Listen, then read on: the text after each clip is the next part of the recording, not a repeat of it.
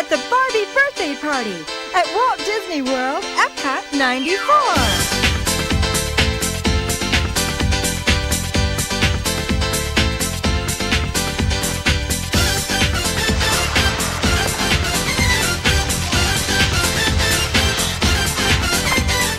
Few names are as recognisable to the masses as Mickey Mouse. As the face of the Disney brand, he's a pretty well-known guy. But in the 1990s, Walt Disney World did invite someone to Epcot who could come close to competing, a certain blonde doll who goes by the name Barbie. Disney and Barbie have actually had a rather long-standing connection. Mattel, the company behind Barbie, was founded in 1945, out of all places, in a garage in Los Angeles. You can't make this stuff up. A product of businessman Harold Matson and the husband and wife duo Elliot and Ruth Handler, this company started off making picture frames and later dollhouse furniture out of the scraps from those frames. Then, in 1947, the company had its first successful toy, a ukulele called Yukadoodle. Mattel started advertising on television when it became the first sponsor of the Mickey Mouse Club TV series in 1955. Hi, gang! You recognize this mouse guitar? It's just like the one the Mouseketeers gave me. And now Mattel toy makers, the people who made my mouse guitar, have a big surprise for you. You can have your very own mouse guitar just like mine. The Barbie doll debuted on March 9th, 1959. It was Ruth who had the idea for this toy, after watching her daughter play with paper dolls, and thinking that a three-dimensional doll would be even better. Since then, Mattel has gone on to release many well-known toys, including Hot Wheels in 1968, but still, Barbie has remained their bestseller. Her popularity was sparked right from the start, so Mattel didn't hang around when it came to expanding the Barbie product range. Ken was introduced in 1961 and the Barbie Dreamhouse in 1962. Since then, pretty much every generation has had their own version of Barbie. Personally, I'm of the generation of Barbie's direct-to-video animated films and, of course, the Barbie computer and Game Boy games. Mattel first secured licensing rights from the Walt Disney Company for a line of plushies in 1988. They continued working together in various ways, eventually leading to Mattel earning the first grant for the Disney Princess doll license in 2000. This saw much success until the deal ended in 2016.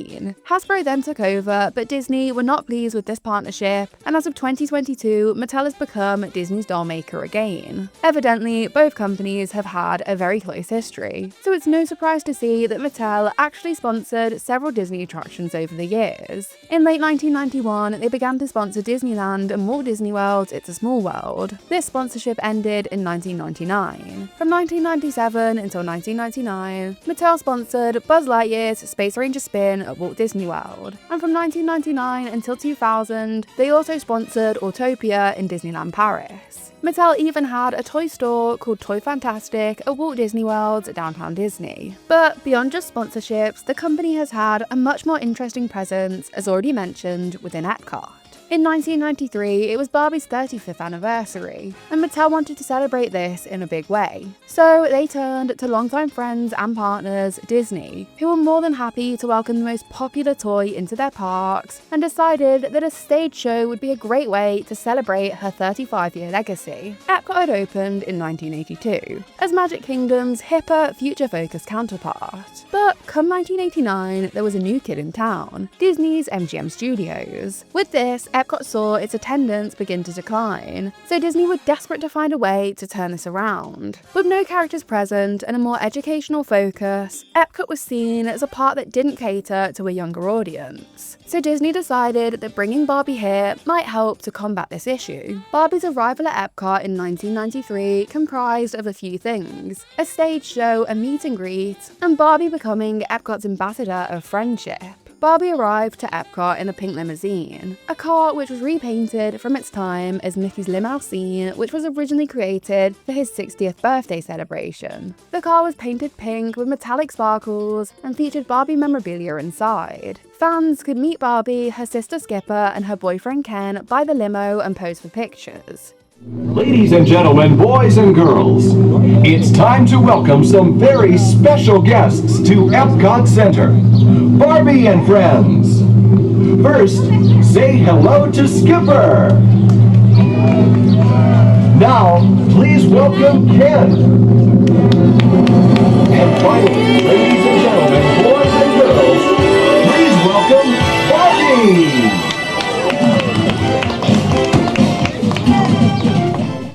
meet and greet was held at the entrance to the World Showcase Plaza, so as not to interrupt the country themes of any of the pavilions. Barbie also took ownership of another famous Disney car whilst at Walt Disney World, although this one was only used for photo shoot purposes, it seems. This car is pictured on the back of the Barbie Birthday Party VHS box, which I'll touch on more later. This 1970 Cadillac convertible is actually currently located at the Volo Auto Museum in Volo, Illinois, and I wouldn't have even noticed its use for Barbie if they didn't focus on it so much here. The car was originally white with black spots and used for Cruella de Vil. After being used for Barbie, it was supposedly used as a car for Miss Piggy, although not for the Stars and Motorcars parade. If you compare the picture of the car on the back of the Barbie video box to the one in the museum, you can see a slightly different paint job. So perhaps the pink it now sports was for Miss Piggy, not Barbie. Nevertheless, it was her limo, not this Cadillac, that Barbie traversed Epcot in. Another bit of Barbie at Epcot history that doesn't get talked about much is that she actually sported and seemingly did meet and greets in her holiday dress around Christmas time in 1994. The Barbie holiday doll is one of the most popular Barbie lines to collect. The first Barbie holiday doll was released in 1988 and was such a hit that every year since, right up until present day, a different holiday Barbie doll has been released each winter.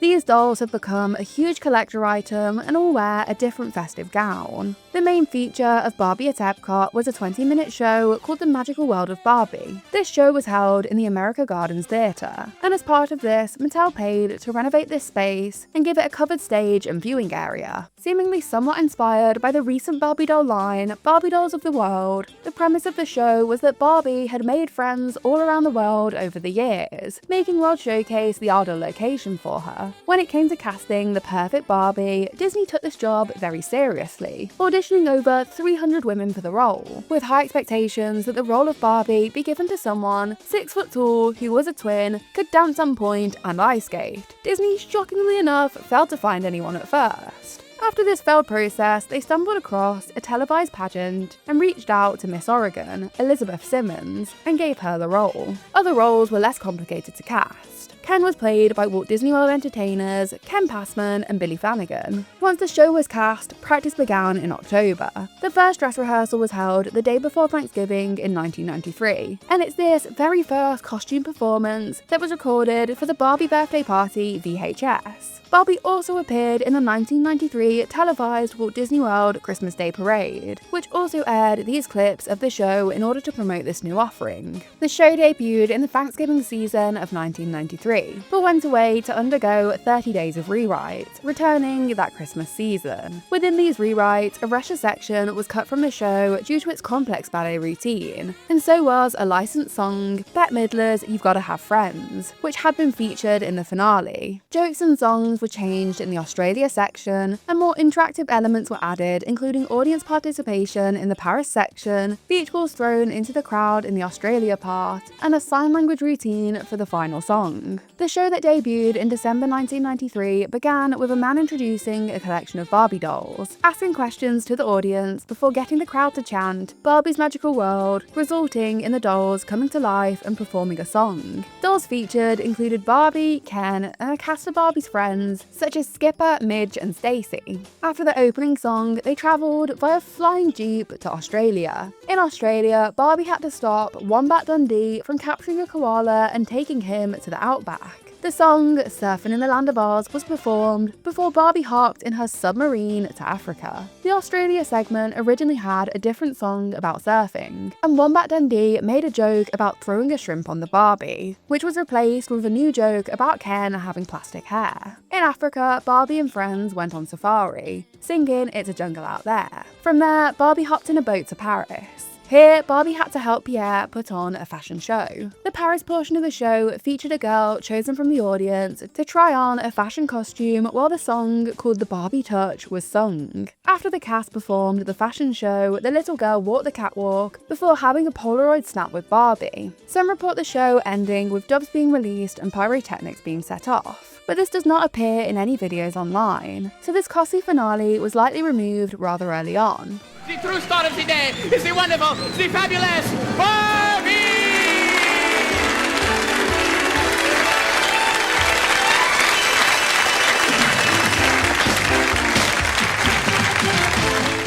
Instead, the show seemed to end simply with the performance of the final song, Forever Friends, which was also performed in sign language by the cast as they sang. Disney worked with Give Kids a World to allow many children in need to experience this show. Not surprisingly, the actors in the show wore outfits inspired by then current dolls. In order to promote this show, Mattel released the already mentioned Barbie Birthday Party VHS. This VHS was available for 1 cent with a purchase of certain Barbie dolls. This VHS follows 2 young girls around Epcot as they prepare to celebrate Barbie's birthday. They collect various cultural gifts for Barbie from the World Showcase pavilions, learning some of the history behind these things, which include origami in Japan, piñatas in Mexico, the Chinese alphabet, Italian pasta, and of course, French painting and baking. This video is available in full on YouTube, and it's well worth a watch, even just for the glimpses of Epcot during the 1990s. In this video, the girls also get a look behind the scenes of the magical world of Barbie show. Barbie's presence at Epcot came to an end in May 1995, after less than 2 years of performances. But this was not the last of Barbie's collaborations with the Disney parks. Mattel have made several Disney Park Barbie dolls throughout the years, including a line of Disney Fun dolls, dolls for Walt Disney World's 25th and 30th anniversary, a 4-parked One World doll, a Disney Weekend doll, a Then and Now doll, Millennium Celebration Barbies, a family pack of Walt Disney World Vacation dolls, and Safari Barbies, which were made for Animal Kingdom. In recent years, Disney parks have not stopped releasing dolls, but they are no longer Barbies or manufactured by Mattel. From a decade ago, for Disneyland's 60th anniversary, to more recent Haunted Mansion collectible dolls, to the relatively new line of Disney Illy dolls, the park no longer offer any Barbie dolls. This is a shame, as the collectible market still very much prioritizes the Barbie brand, and I do think Disney would see quite a lot of success if they did go back to releasing Barbie park dolls. Although, with many doll collectors criticizing the current quality of Barbie dolls, maybe Disney would be no better off with this collaboration. It seems that the quality of dolls has generally gone down, but perhaps the recent return of many once retired doll brands, now aimed both at children and at collectors, such as Bratz, Monster High, and even the Barbie adjacent My Scene, maybe this is a sign that things are about to change. I know I'd personally be very excited to see a brand new Barbie Disney Parks doll, although with Barbie's starring role in the Toy Story sequels, I guess we'll never truly see an end to Disney Parks' sale of Barbie dolls. I must also note that Barbie has not kept her theme park explorations to just the Disney parks. With numerous careers under her belt, this busy doll found time to become an animal trainer at SeaWorld, a collaboration that feels very unlikely to ever happen again. Barbie is not one to play around with bad press. In fact, Barbie will actually be getting her very own Barbie Beach House Land at the Mattel Adventure Park.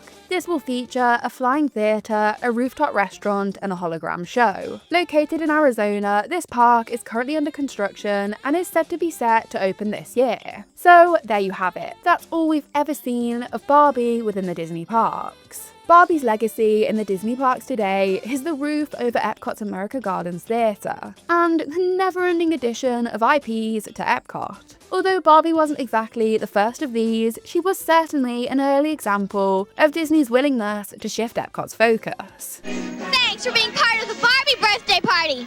Bye! Thank you so much for watching. This show was before my time, and one of those things I'd love to use a time machine to go back and see. I'd love to know if anyone ever experienced this, and if you did, just know that I'm very, very jealous. Please like, subscribe, check out some of my other videos, and the links in the description.